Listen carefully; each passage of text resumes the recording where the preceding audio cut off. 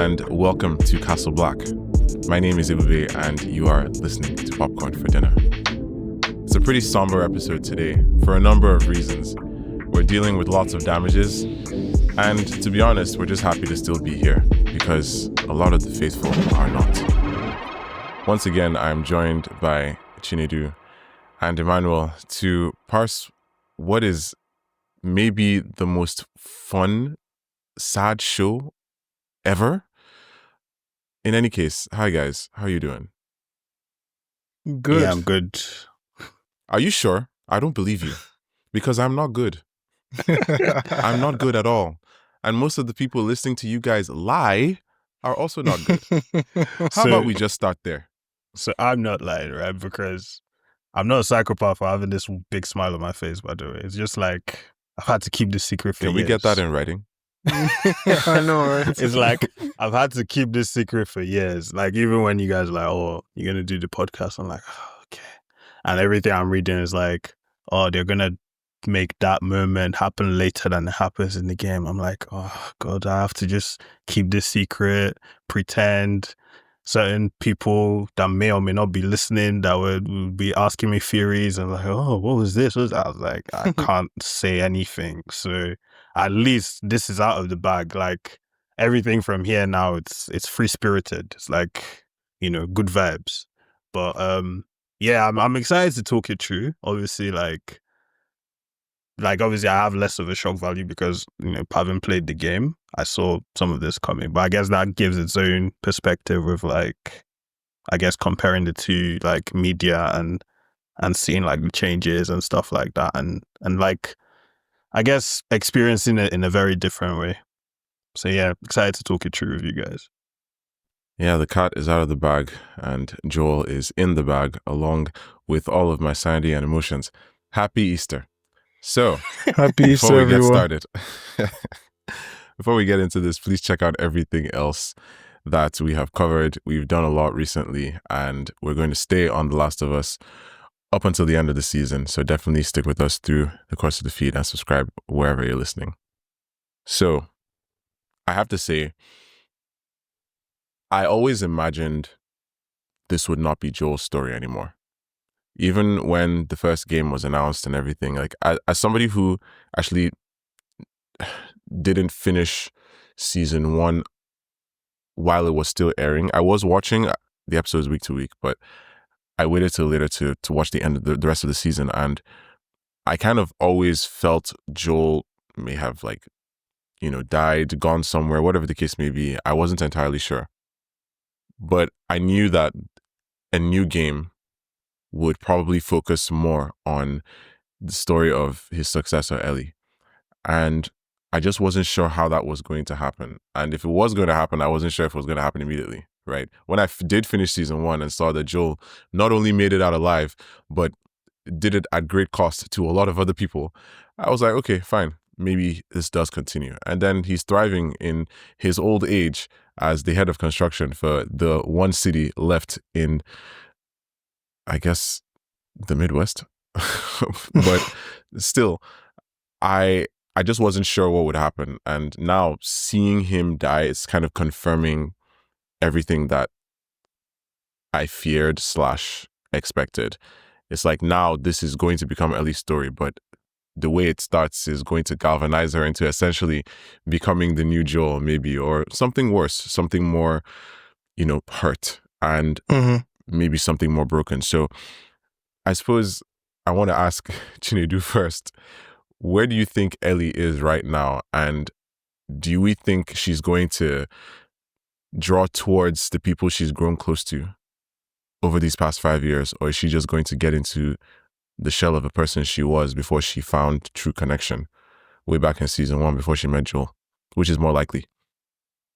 I think the latter is more likely. I think Ellie's the type of person to get in her own mind, not in like a negative way per se, but to just withdraw and be more reserved if something should happen or if she experiences anything. I think it's going to take a lot of support to not get her, to that stage where she's, 5 years wanting revenge. So I do think which like could very well be the case, by the way. exactly, we've yeah, we've which could seen that very clearly. It's a thing that works. no, but I mean, I would like to say if she does take the latter, like nobody can fault her. That's a very gruesome thing to. I think it's different if you hear about it and you see that okay, this person did it, but then for it to happen the way it did happen, yeah, that's just absolutely tragic. So I do think the latter is the case. I worry for her. What's interesting to me about that entire scene, honestly, is the fact that Ellie never finds out the truth, at least not from Joel, right? I figured, okay, these people are going to go ahead and kill him. Like, this girl, Abby, she's about her business. Let's kill him. And when we do it, we'll do it slowly. She took her time with that. Like, she really did take her time doing it slowly. She kept every word she said. And, it takes a lot of actual emotional investment to kill someone the way she did. Like, that is a very gruesome way to do it. And you actually getting in the weeds. You're feeling the life actually exit the person. And I thought that maybe she would tell Ellie. I mean, maybe it wasn't clear that they knew who Ellie Yeah, was in that moment, right? yeah. I don't even think she would have known what her dad was up to, would she? Exactly. And so she wouldn't have even understood, which makes sense, right? Ellie she doesn't know what happened. So there's not much context that could have been provided. It was just the sheer brutality of it and the coldness of how they left, even kicking her in the stomach. Don't let me catch that guy, by the way. But it's just a thing where you would imagine maybe these Firefly remnants, as I call them, would tell her, okay, this is why we're doing this. You want to know what really happened? Abby actually strikes me as that kind of person. But that's not what they did. They actually just killed the guy in front of her and bounced. She had one mission, man. One mission. What I would say is it's like it's an interesting parallel to see, and I love when TV does this because you're killing off this guy who murdered your dad, and here you are doing the same thing to someone else, and she's Yes. watching you do And this it. time it's in front. This time it's in front of It's her. in front of her. So you've basically become arguably a worse villain than this guy that you've just killed off. But anyways, Ima, I see you've been nodding your head, so I'm just gonna. No, it's just it's what you just talked about there is pretty much the story of The Last of Us 2, right? It's all about the cycle of violence, right? Of hurt people, and what happens. And I think kind of what we're talking about in the first episode as well is a lot of these things, like the key word in a lot of the things that happen in this world is context of like, context for that action, context for that reaction and all these things. And, mentioning like Ellie doesn't know what happened, that's missing context and all of these things. So I guess we're going to have to see like what the show ends up doing. Like, is Ellie going to find out? Is she going to fill in these gaps? Is it just going to be a mystery? Like, these people just took Joel away from me. Like, so those are kind of the questions you're left with. Obviously, there is a change here from the game, which is like, or at least the first change, which is that Joel actually knows why he died or like why they kill him. In the game, he has no idea. Like, They just show up and kill him and they don't even say why. no explanation. It's just literally, there's Okay. no monologue, nothing. Like, Then you thank are God for TV writing, because game Abby is clearly inefficient. That is not how you do revenge. I'm not talking like I'm somebody who knows, and nobody should come and ask me about that because I won't answer you. But I'm just gonna say that anybody who knows me in real life is going to know that that's a very disappointing way to do that. I'm so glad. I'm very glad that was corrected. But please Everybody's continue. killing me, man. But yeah, but like, obviously, like, again, in the way that narrative expands, there is a reason why they don't go into all of that and everything. And, it's all unraveled. I think, like I spoke about before, you get to play as Abby and, you get to figure out why she does things the way she does. But yeah, but like seeing this here and, in a way, almost like Joel gets to confess his sins in a way, which is a bit different, you know. And we get to the point where he's like, you know, just shut the fuck up and do it already. Like, you know, Yeah. at that point, he's like, you know, He is it's that not, kind of person because yeah, it's not that's what he would do. It's like you don't have to make a ceremony out of everything. exactly. And it's not even like defiance anymore.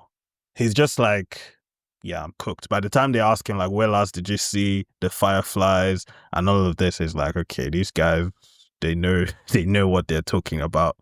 And, you know, he spots their training, and, you know, we get what their militia is now, the WLF, or Washington Liberation Front, and all these things. So he's like, okay, he's putting together in real time that, one, these guys are serious, they're trained. Two, they know everything I've been hiding. So at least I can kind of drop the mask a little bit and be like, you know what? I killed the fucking fireflies. Like, you know, like do whatever. So I guess in that last, you know, final moment, it's nice to kind of see him almost, I guess, have that confession before, you know, he departs. Yeah, it's actually very interesting to me to see the character work that's being done here. And it's interesting to see character work that's facilitated by irony. You know, Joel refused to tell anyone the truth in many ways, including himself. And now he's being forced at gunpoint to tell it to the one person on earth who will stop at nothing to see him dead. And that irony extends even further to the moment when you realize that this wouldn't have happened if you just let her die, if you just let her be torn apart by the infected horde that she brought upon everyone. Yep. Okay.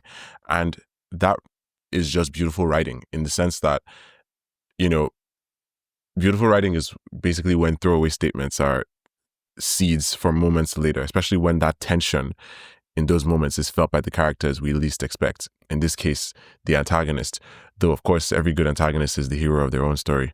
And Abby has very, very deep main character syndrome. So it's not even just the fact that the infected came out of the ground, right? It's the fact that it was Joel and Dina that she saw and ran into.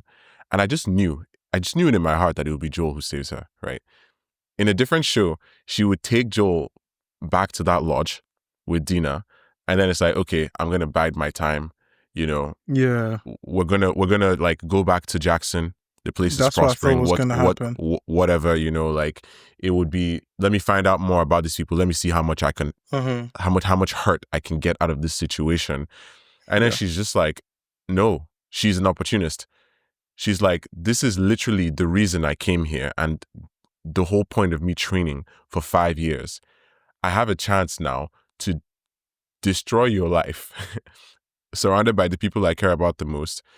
And they're the only people I care about because you killed everyone else. And I'm going to make you suffer for it.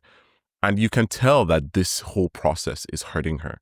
Again, it takes a lot to kill someone in this way. It takes a lot to really hurt someone. She's putting aside the sensibilities that would stop her from going to these lengths of violence. And she's like, no, I must do this because I have to do this. And I have to do this because I should do this. And I should do this because it's owed to me, right? This is a character who knows exactly what she wants, and she's getting it for that reason.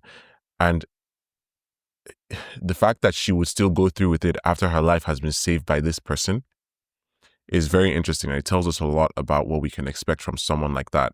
And also gives us an idea of what we can expect from Ellie and the other people who find out what has happened, because there will be fallout for this that extends even beyond the fallout of what we see in the episode with the infected horde.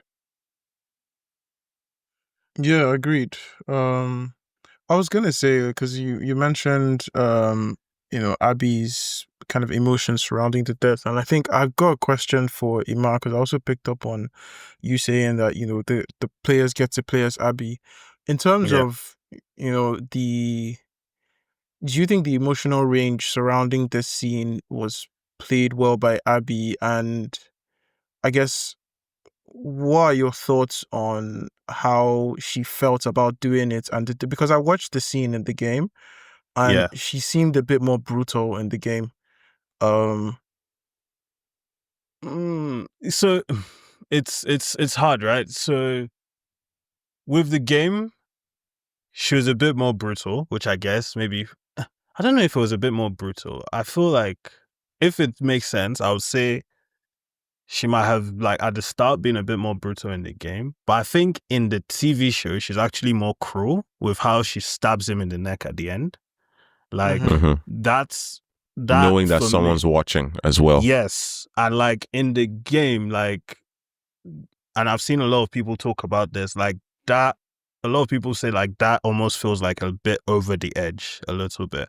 And it's like, like TV show Abby gives me a lot more villain energy actually than video game Abby. Which is hard for me. I've been trying to, like, since watching it, I'm Would talking you to say my friends that's that were playing because of or despite the empathy you naturally get Playing as by Abby. playing as Abby? Yeah. Yeah. So when this happens in the game, right, you've not played as Abby, you don't know you're going to play as Oh my Abby. goodness. see. And they make you play as Abby afterwards. Exactly. Jeez. So like, this You is see, like these guys. very early in the game, right? You went, and it's so like you play as Abby much later, and it's not even like, oh, you play as Abby in this self-contained thing. You're playing as Abby against Ellie and things like that. Like, so you're very, like, it's a very sharp turn in the game. So at this point in the game, like I said, you barely know who these people are. You know her name is Abby. That's pretty much all you get. So the way it's played here is more like, this is your antagonist. This is, who you should root against. Obviously, she's the hero of her own story kind of thing. And the show is a bit more overt with telling you that even the rest of WLF are not really on board with what's going on here. Like, we get what is a new scene, which is Owen saying, the actual plan here is to get her to go back. Because they know they can't penetrate those walls and live. And Exactly. that's true. But it turns out they didn't have to, right? But one thing that struck me is the fact that they watched her do it for so long. Like, if you look at the state of Joel, she was basically torturing him for a long time. Like, you start with shooting him in the kneecaps. So, like, you know that even if somebody comes here and shoots everybody in this room except Joel, he's never going to walk again. So that's already changed his life, right? And the fact that she continues and these people just watch her is, I don't know if that's part of their training or if that's just deferring to her, that they feel like she's owed this as well. I mean, what do you make of that, Emma? I think they're scared of her. Like, in both versions, they're scared of her. I think so too. I definitely think so too. Like, I mean, at least in the game, it's partly because she's bigger, right? So muscular, it's like, yeah. But here it's like she just looks like the villain. Yeah, exactly. Like, that's in the game it's different, because in the game she's like, I trained for 5 years, and you get to see before and after, and it's like, she's put on like 15 kg of muscle or whatever. So you're like, these people are actually terrified, and Owen is kind of she the wouldn't have been only able one to take the Jackson dogs though, just saying. But and Owen is actually the only one that can, like, what do you call it, get true to her. And I'm expecting we'll dive into the whole interrelational thingy ever. And it's nice to see that some of those guys are starting to show more personality. Like when you talked about I think it's Danny who kicks Ellie, and it's like, okay, they're actually showing that, because when you introduce a group of characters like that, they always start off very bland, and then you're not like, okay, who are you in the group, why are you here, kind of thing. So it's nice to start seeing that, of like, okay, some people have doubts. Mel, who injected Dina, was very like, I don't know why I'm here, kind of thing. Yeah, do you get what I mean? She's kind of like good cop, please, and we don't want to hurt the rest you. like the rest of them like are bad Abby would cops, have and I'm killed the good cop. entire town if she had to. Despite telling these people she wouldn't, she would have killed the entire town just to get to Joel. Yeah, Abby's very driven. That's like, one way to put it. Very. You read my mind. Guy said driven. I mean, what are we doing here? He's for 9 to 5, not for killing people. I mean, whatever your mission is, but yeah. So like, she's a very like driven character that like it takes a lot to like change her worldview or anything like that. And you see this here, that these guys are actually scared of her. And, she mentioned that, she was 19 when that whole thing went down. I think she might be the youngest of the group, actually. But they are still scared of her. And it's like, just seeing that dynamic that the group has where they have no choice but to watch kind of thing. And I think also for them, it's also a vibe I got is like, okay, we signed up for this, but we didn't really know what we signed up for. You know, it was just like, we lost these people. Obviously, Abby swore revenge. Or like, okay, well, you know what? We have nowhere else to go. Let's go to Seattle. Let's sign up with this guy and let's see what happens. And it's like, yo, this is kind of crazy because everybody's just looking around to each other like, who's going to say something before Owen manages to say, oh, end it. And everyone else. And the only reason he does that is because now there's somebody who cares about the person being killed in the room. That's the only reason he does that, because it's like, okay, you know, enough.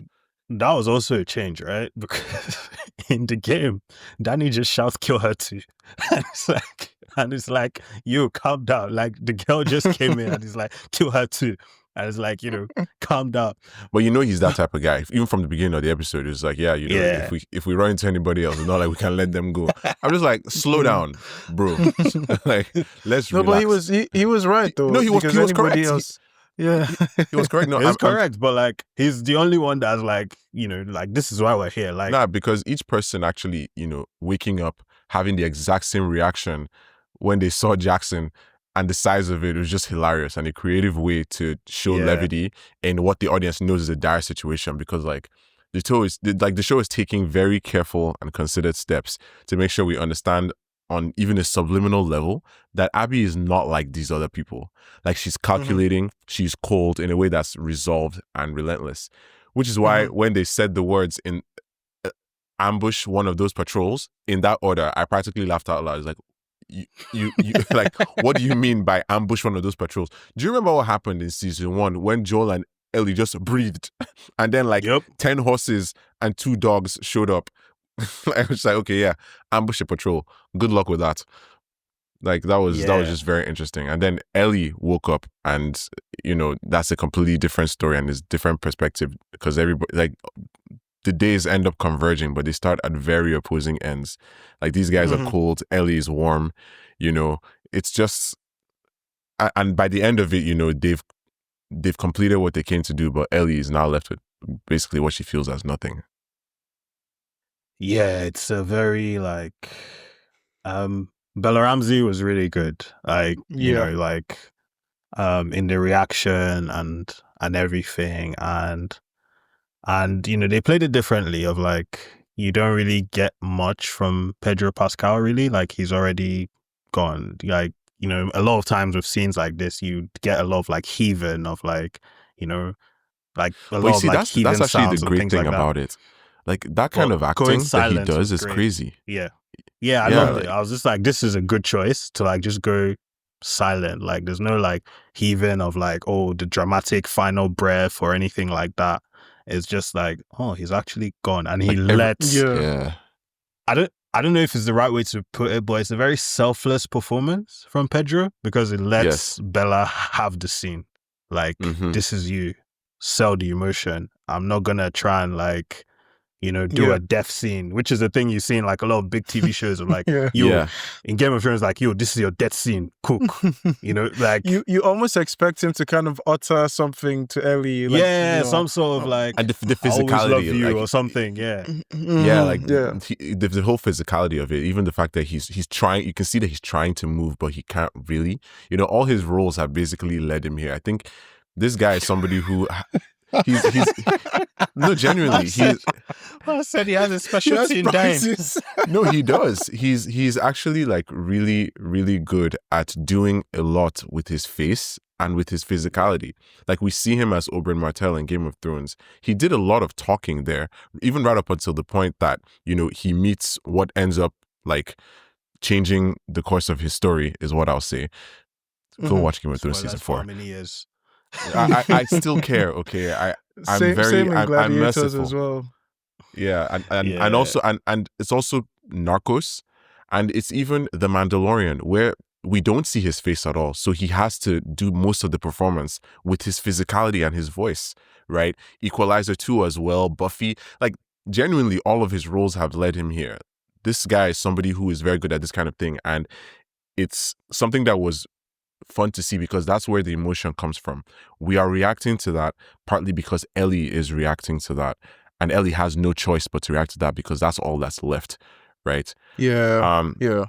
Yeah, like see, the even the visual, looking down, seeing Ellie lying down with him as he dies, right? That contrasts the holding beginning. him and everything. Yeah, like the beginning when she wakes up next to the guitar, which is something that truly connects them, and I'm hoping that we'll really see more about that. That guitar is something very significant.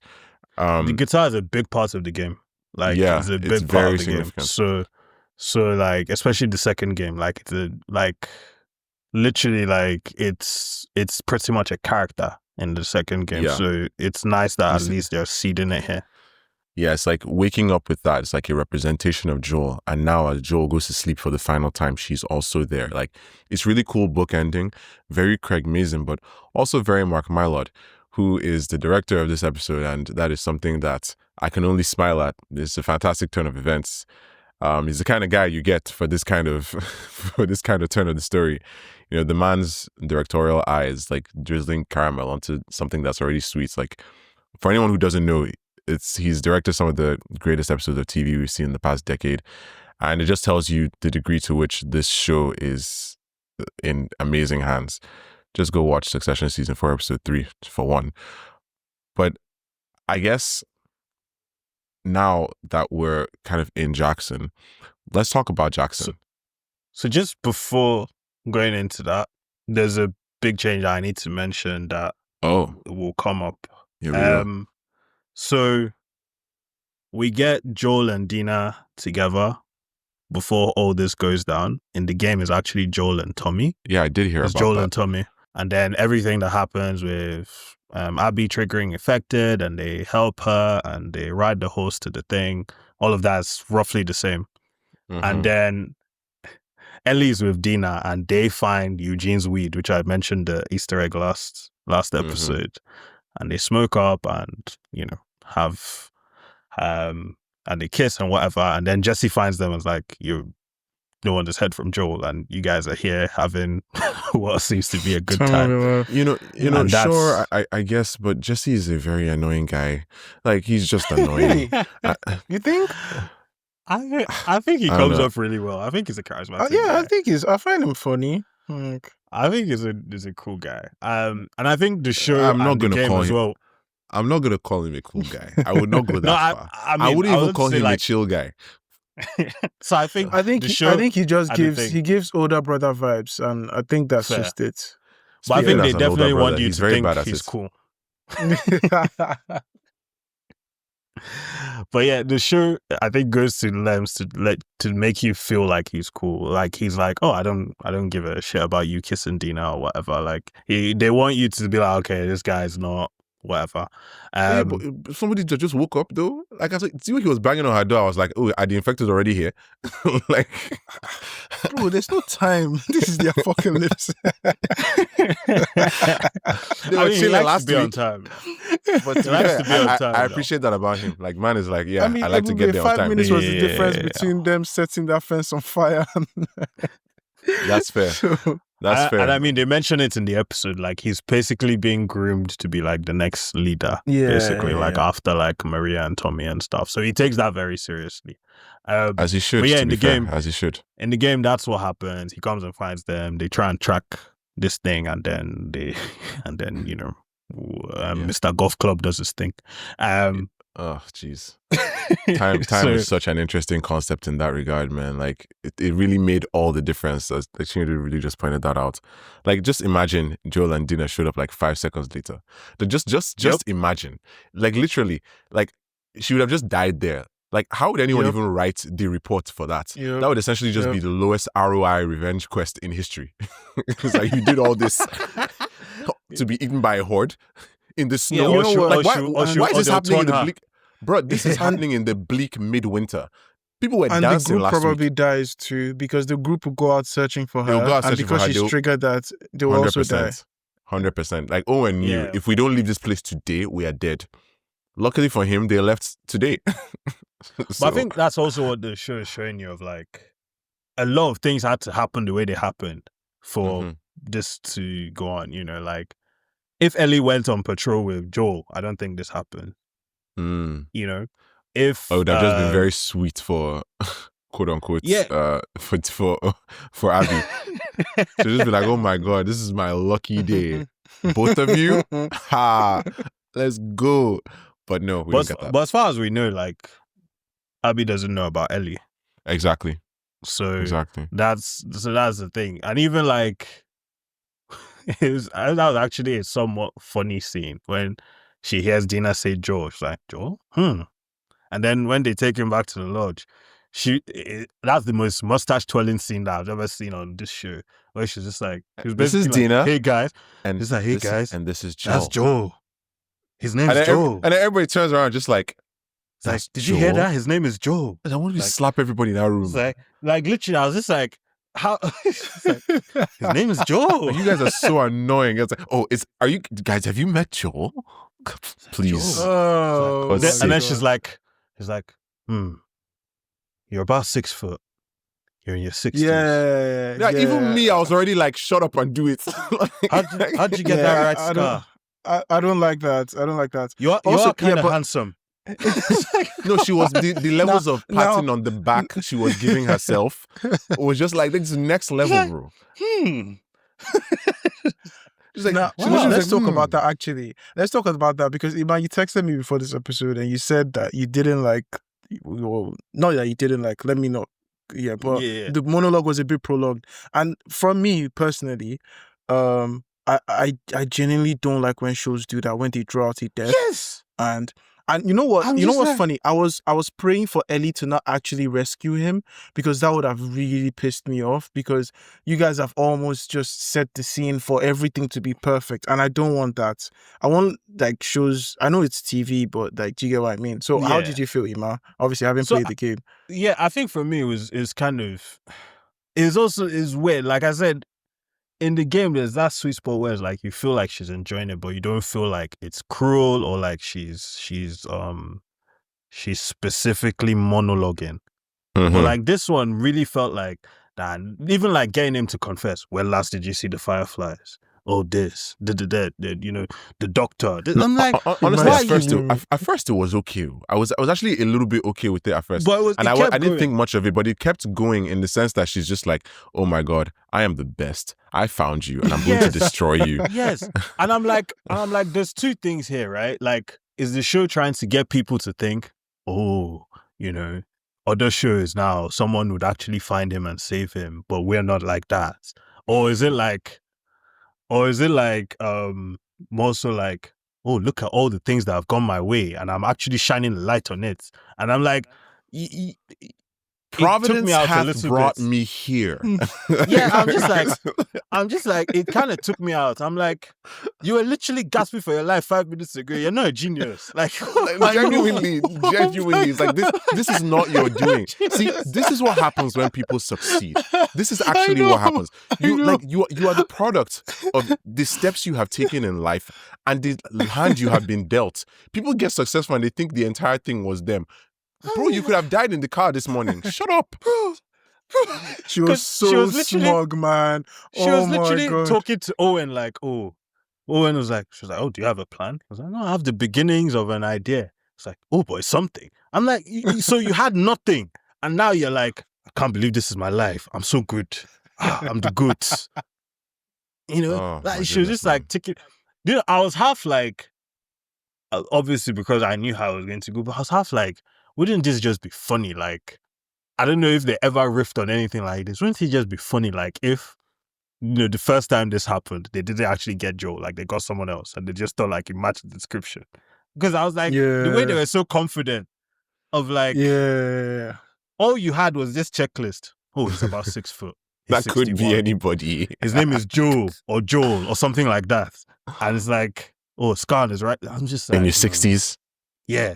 And as she started saying it out, like, she's just marking.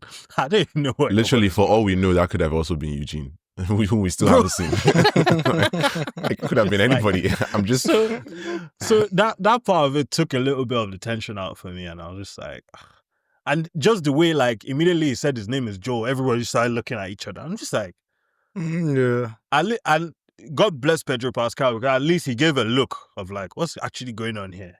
Because Yeah. Abby was too gassed. Like, they didn't even, she's like, oh, her name is Dina. He's Joe, by the way. Like, come on now. Like, they didn't even ask you yet. Like, let people settle down. Like, yeah. But in any case, the way the scene ends, I guess, and even it still brings back the emotion.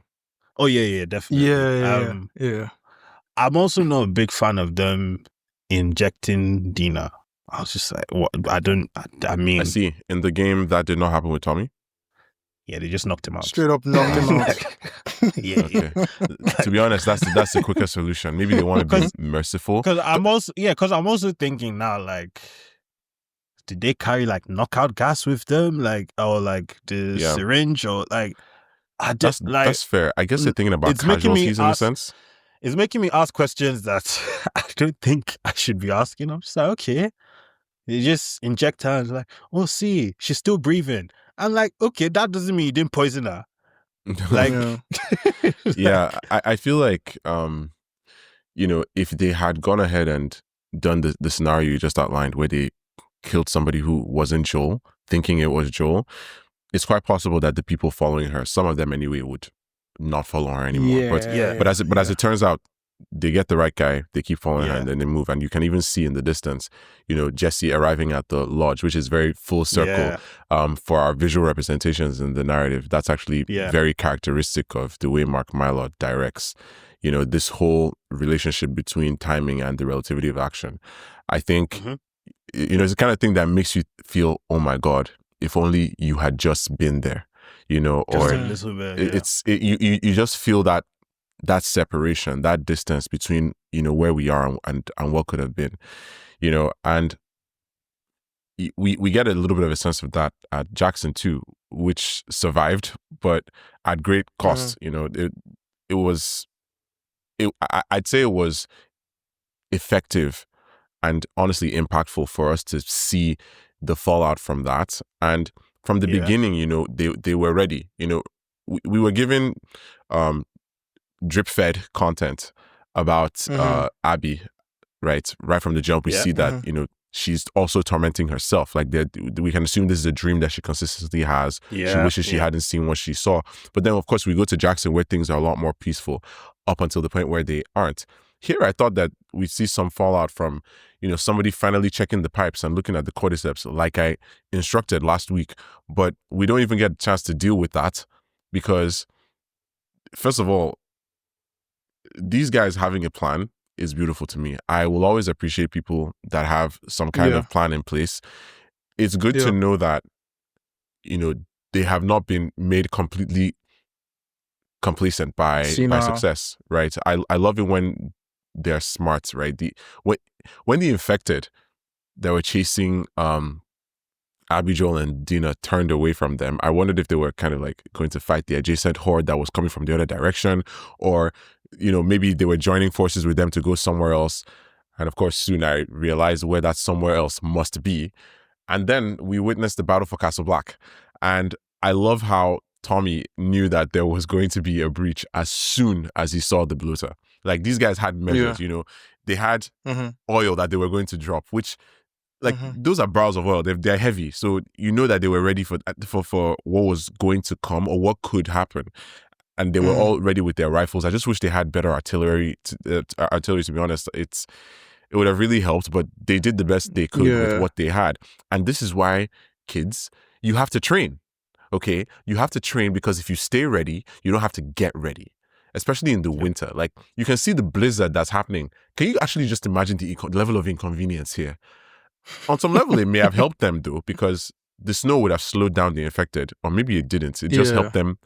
It just helped them strategize, hiding underneath their dead. I was gonna say that I loved how this was shot because I loved how they kind of just showed us, even aside like them kind of heating themselves and hiding under, you could just tell that they now know where to like exploit like loopholes and to, kind of follow, what they sense is blood and like they can think almost at this stage. So that's the word. you could see think. That's what makes them dangerous. they could tell, like, okay, they're not getting through this place. They're going to follow this place now. You know, They don't previously just they were keep. just kind of They're just mashing. Yeah, they're yeah. not doing that anymore. Previously they would just kind of do that, but now they're looking for how to get on their prey, and I think it was glorious, to be honest. And this was giving me serious Battle of the Bastard vibes. Like I don't know about you guys, but once you just see all of them come out from underneath, I was just like, fuck, like that is Yeah. It was really Yeah. wild. Even when the bloater comes out, I love how Tommy knew, like I said, as soon as he saw that bloater, what was coming. And I Mhm, guess like the other infected, it was almost as if when the bloater came out, they started to follow him because like, okay, yeah, this guy's going to get us in. And that scared me yeah. because that level of thought, even Mhm. from the stalker last week, maybe it's like there's more, how do I put this? It's almost as if there's more brain in this one. And that is just really, really bad. Like these things are dangerous enough when they don't know how to kill you if you avoid them. Mate, Like all they the were steps taken navigating here. the building. They were navigating the buildings inside Jackson, like Yes. trying to find So, where Like they these were people spreading were out, hiding. and it's like they're not even, it's not as if they're going to share the bounty or whatever, but they're just moving, and they're barreling through, but they're barreling through with purpose. So Great show of a hive mind, to be honest. So Yeah. that's what I was gonna say. So we talked about how they evolve, right?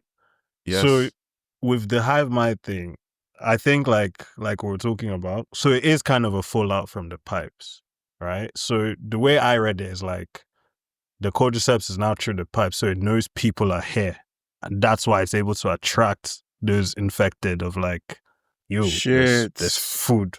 There's food Mhm. That's here. Do you get what I true. mean? So That's the more it what I was going to spreads, say.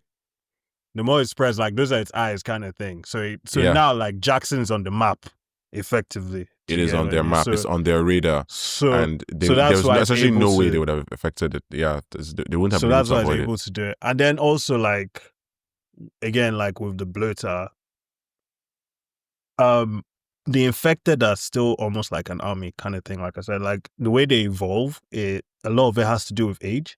So bloaters are naturally like older than all the other ones. So like it has that level of command. So when a bloater is Agba. around, they kind of like fall in line. Egbon, basically, yeah. So Yeah. like when it's around, they kind of fall our in line. leader. My Oga So at when the you get a top. bloater, Group leader. when you get a bloater, like the rest tend to like fall in line. Like it's the same thing in Yeah. the game as well. Like they kind of hide behind the bloater and all these kinds of things. Yeah. There's only one version that's bigger than a bloater, which I don't know if the show would do, but whenever we get there, we'll get there. But so when that bloater came through, it was almost like, again, it's the intelligence factor of like, you, our man is here, like there's hope, like let's go, you know, like Man said our man is here.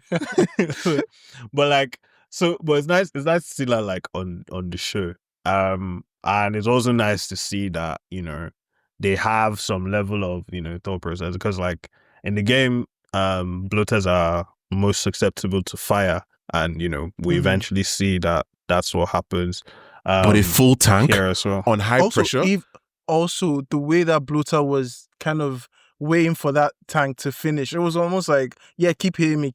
I'm waiting for you to finish, and then I'll come for you. Nah, this Like, was a stressful episode because half of that was. stress just came from the fact that the infected like had a plan. Like it's insane. Yup. It's just the So, same. yeah, like that level of like raw flame, like the fire. Like yes, he singed at the end, like it literally burned to a crisp. But if the tank literally had stopped maybe 2 seconds before, Tommy would be dead. The bloater would still be dead, but so would Tommy, right? Like that's something we shouldn't take for granted. Yeah, no, definitely. And I think like you guys mentioned like the similarities to like Game of Thrones with this, and I felt that as well. I think also maybe because like it's winter and everything, that kind of dragged it down a little bit for me, because I like these things to stand out. I don't want to be thinking of another show whilst like this is going, because now I was Really, like, that takes away from it for you. a little bit, yeah. It was just like there was just a point where I was like, if we swapped these for like whites or White Walkers now, like, you know, I like these things to stand out. Like that's just a me thing. Like with action, with anything. Like, so it's just like I would have liked that to be a little bit. Without going into like scene for scene, I would have liked it to be a little bit different. And I think also it's nice because like this is a totally new thing to the mythos, to the mythology. Like there's no attack on Jackson in the games at this point. Like I don't think there's an attack on Jackson in general. You mean the people in the game are suffering for another reason that we are yet to see? No. Wait, also, so if there's no attack like, on this Jackson, doesn't happen. so when Abby triggers them, what happens? Or she doesn't trigger them in the game? No, she triggers them. That whole thing is bar for bar with the game. But like they chase them to a particular point and like up to the gate of where her people are. Oh, and then but they that come was out. yeah, I saw that. That was like maybe like 20. It was nowhere near the numbers in the show. Yeah, because they wanted some to go to Jackson and give us. I see what you mean, that it kind of has similarities to Game of Thrones. Yeah. Because when I watched the cutscene, it was literally like it wasn't that many. It wasn't like that many. They 30 chased her. They were pressing on the fence. Then they get to the lodge, and then Abby's people come out with like Molotov cocktails and this and that and bullets and chase them off. But like here, it's like okay. I think part of this also is the show kind of saying, we know we cheaped out on Infected in season 1. Let's give you like a proper action scene. Because like, if you go back to season 1, like how many like actual action scenes did we really get with them? And I guess also it's a nice callback to episode 1, which I said here, like, you do not complain about your population in this kind of circumstance, because what happens here, nobody's going to be saying there's no house anymore, because like, God knows how many people they've lost now. Yeah. Like devastating. It's the thing you have to kind of pay attention to as a human being, to be honest. Because empathy is what these people need. It's really the thing that runs their society. But we as humans don't necessarily empathize well enough with our environment, I suppose. Because this expansion, you start to mess with things that you don't know. You're breaking into stuff. You're like trying to break stuff down, build new houses, and you're kind of disrupting what's already been there. In trying to make room for new people and in trying to like build on their success, they end up kind of activating the cordyceps that's dormant. Yeah, I was gonna say also, like, just playing devil's advocate, empathy killed Joel as well. Yes. Like, there's not to be sinister, but in an apocalypse, there's only so much kindness you can extend. Like, we know how wary Joel has always been of strangers or just random people, and I guess and a stranger killed him. Oh my goodness! Yeah, man. But Joel has a blind spot for young girls, basically. Fair. Not in the Drake way. Fair enough. No, not in that way. Yes, but like because he lost. Oh my God, man! We're talking about some heartfelt stuff here. This is so. But obviously, since losing his daughter, we've seen like Joe with Ellie, Joe with Dina, and then now trying to save. Got the cameras. See, I'm trying to bring this thing back on track, for crying out loud. Like, but yeah, since losing his daughter, Joel obviously has a blind spot for like, Ellie. We've seen it with Dina as well, and obviously now with Abby. Like, there's gonna be that part of him that just always wants to save them, right? Because he couldn't save his daughter. And he obviously references in episode 1 of like, okay, yeah, these things I'm going through with Ellie, I never got there with, Sarah. So it's all kind of new for him. So I think like that's his one blind spot. And that's why like it came out here. And that might be why the show chose to have Dina with him instead. Who knows? Maybe just kind of shine a light on that a bit more. But no, I think it's a good shout though. It's a good shout. Because like if you go back to season 1, even just in like me playing the first game, this guy has no patience for anybody new whatsoever. Like, Yep. which is probably the right choice if you're going through, you know, such an experience. So yeah, I think that's fair enough. It's a fair shout. We'll just have to wait and see where things go. I'm curious to see. I just want to make it clear, Ebube, that Ebube will be defending himself at the lawsuits because he doesn't represent Popcorn for Dinner. Sorry, He doesn't represent where? our views at the lawsuits. As There's we not know, going he to likes be a to sue lawsuit. people. We are going to cut that out. What Have are you you- saying? Says who? It's there. You defend yourself at the lawsuit. I'm just like, just wanted to make it clear or outright that There will not my be a goodness. lawsuit. we know these people like to sue. Not Public the defender. producer jumping in. Why did you, I just had to. why did you I, do we have that? to, I was we about have to end save the our episode. backs. They're just saving. I have a plan here. Yeah, sure. The plan can be with you and the lawsuits. Just, I'm not involved. No one will sue me because you will cut out. Yeah, That's your intro. fair enough. I keep it as blackmail. You know what? Maybe you're right. I can't keep it as blackmail. What are we talking about here? Can I end this episode now, please? You can. But one thing before you guys end, I just want to clarify that the group does know about Ellie, or at least they have an idea, because I remember last episode at the graveyard, we were talking about how there was an idea that Ellie was something, and they were like, Joe has a girl named Ellie. So they know about Ellie, but obviously they didn't know that was Ellie. Yeah. So I think they probably Fair. knew that there was I mean, an like idea they of don't know what Ellie is to Joel. It's if his that makes daughter. sense. Yeah. I don't think they didn't know that was. They didn't know that was that's Ellie. why. Just one thing, Imam, before you go, and it's obviously you mentioned about how the difference between it was Tommy in the game that was there and it's Dina in the show. Because I have my feelings, I'm sure everybody else has their feelings. What do you like that change? Do you not like that change? It's very hard to say because to be as vague as possible, that's going to have like real repercussions for the end of, or you know, where we go in later on in the story, especially like at the end. Because Tommy being there and Dina not being there drives both of them in a certain direction. So I don't know if it's not something where you can just say, oh, okay, Dina was there, and I guess you can't, I don't think you can really like just swap what those storylines are. So I don't know what the show is going to do with that. But yeah, like Tommy being there and Dina not being, like, up till the very last scene of the game is very relevant. Like, that's all I can say. So it's something that's from it, you know, it enforces, it really like drives what both of them end up doing for the rest of the story. From a TV writing point of view, I like Dina being there. I also like the fact that Tommy has a job to do at Jackson, not just to witness his brother's death. Like, I like it. So, I feel like the fact that they've established Dina's relationship with Joel and with Ellie in last episode, I think, again, obviously I don't know what happens later, but for where we are right now, I think like it's that change makes sense to me. I like it. I don't know. I guess for you to say you like it, fair enough. I guess for me, it's probably something you have to know both sides of it. Like the TV show, I think Joel and Tommy's relationship is a bit different. Like, for example, like the second game actually opens with Joel telling Tommy everything of like, this is how it went down in Salt Lake, this and that. You're the person I'm confessing to, because there's no therapist.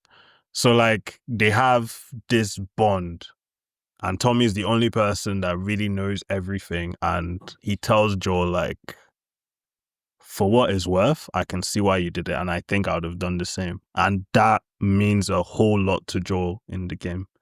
And then, you know, obviously based on that, Tommy's worried about him, and that's why they're sticking together and stuff like that. So it's interesting.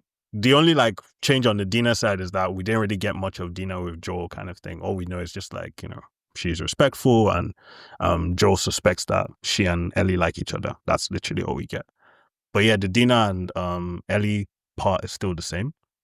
So like I said, I have to see what the show does with it. Because yeah, Tommy not being there is something that I know like it will affect a lot of people, like I said, because it's what he goes on to do after and what Dina also does at the end. Like those are very like pivotal points in the game, basically. Yeah, I mean, that's fair. I think it goes back to my original thing about adaptation. So I'm just like, just watch it if you have no reference to any wider thing. And so far, at this point, it makes sense to me. So I guess we'll see. But yeah, back to you guys. Only other thing I was going to say is that because I know that was something we talked about a lot last episode of Seth being homophobic. So we actually get his apology and him making steak sandwiches and all of that, which is cute. I could definitely use a steak sandwich. It's a word for word recreation of the game as well. Only difference is that in the game we get an apology before we ever see what went down in the party or whatever. It's just him giving them a sandwich. Oh, that's cool. So we don't actually know what he's sorry for until later. Yeah, and he's just like, oh, I'm sorry, I had a lot to drink. I shouldn't have said that, da da da da. And you're like, oh, okay. And then later on, I said like that whole... Yeah, a lot of people get drunk and say things that they've never thought before. Yeah, it happens to everyone, man. I thought the exact same thing. Exactly that. So yeah, so it was nice to see that, and yeah, it's interesting to see it in this perspective because, like I said, like you only see that flashback like in very very late in the game, like that whole party scene. So, so it's nice that they actually like bookended that little Seth plot. I did see a thing of like, oh, we might be getting more backstory on him and something about why he might be homophobic. I don't know if I really want to see it that deep. But I hate to break it to you. I'll pass. Yes. but we will actually be learning more about Seth this season. Craig Mazin has actually said so. Yeah. So, I mean, I don't mind if we learn more, but I don't know if we really need like... I don't know how much we need. Homophobia. I'm sure we'll... I mean, obviously, the worlds in this show stopped in 2003 where it wasn't actually all that uncool still to be mean to... Actually, yeah, true. So that's what... So, like, I think it makes sense for them to not just pretend that, you know, everybody's in a state of kumbaya now. Like, they're still... even though the apocalypse has happened and, you know, they've gone through a lot, people... especially the older people are still kind of who they are and they have to unlearn certain things. They didn't see Brokeback Mountain. They didn't see Moonlight. Literally, they didn't see any of those things. In their world, they just used to beat up gay people and move on with their lives like back then. And so Banky, you're saying we're only progressive because of media? Look, media plays a big role in how progressive we are. Like literally, bro. Oh my god. Jeez. All right. I guess we might as well. Yeah. I guess we might as well land this plane. You know, this episode is titled Through the Valley, and the song that plays at the end is of the same name. It's written by Chris Rondinella and sung by Ashley Johnson, who was the original Ellie in the games. Of course, it's taking words straight out of Psalm 23 in the Bible. And the just contrast between the peace that is, you know, embodied by that psalm and what we're seeing in this episode could not be greater. And, you know, that kind of irony is really what helps us see what the characters are going through and, you know, why the people who are alive after this will be ever so grateful to still be here. Because, you know, in a sense, one could go far back and say that this is because Joel came here. Because if Joel had never come here, these Firefly remnants would not be here, right? So it's like it's just sad, and obviously we can't necessarily blame certain factors for being there, but it is what it is at this point. I guess I'm just looking forward to seeing how they regroup. Any final thoughts, boys? No, good, great episode. I think it was really well done. Yeah, I'm just hoping to. I'm looking forward to seeing where we go next. Because again, like I said, like the source you don't material. already know. That's the thing, though. Like I want to see what they want to do with it because there's a specific way the rest of the story is framed. I don't know if they're gonna go with that. So yeah, so it'll be interesting to see. Okay. All right. with that, thank you so much, everyone, for listening up until this point. We appreciate you being here, and we're glad that you're watching this show. Stay tuned for the rest of our coverage of The Last of Us, and check out everything else we've covered. And you know what? While you're at it, go watch Sinners. I'll be there. See you soon.